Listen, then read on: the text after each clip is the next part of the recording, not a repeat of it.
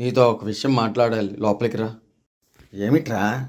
మన జమీందార్ గారు మన కమలని తన కొడుకుకి చేసుకుంటాను అంటున్నారా. నాకేం చేయాలో అర్థం కావడం లేదు. నువ్వు చెప్పేది నిజమా రామయ్య? అవునరా. జమీందారు సంబంధం అంటే గొప్పదే కానీ పోయి అన్ని అవలక్షణాలు ఉన్నవాడికి ఎలా ఇస్తాంరా? ఎంత డబ్బు ఉంటే మాత్రం ఏం లాభం? వద్దురా రామయ్య. చూస్తూ చూస్తూ కమల జీవితం ఎలా నాశనం చేస్తాం? ఈరోజే వెళ్ళి జమీందారు గారికి చెప్పే. ఇంతలో చాటుగా ఇదంతా విన్న కమల బయటికి వచ్చి, నాన్న, నాకు ఈ పెళ్ళి ఇష్టమే. ఆ మాటలు విని రామయ్య సోమయ్య ఇద్దరూ ఆశ్చర్యపోతారు. పోయి అన్ని అవలక్షణాలు ఉన్నవాణ్ణి ఎలా చేసుకుంటావు తల్లి?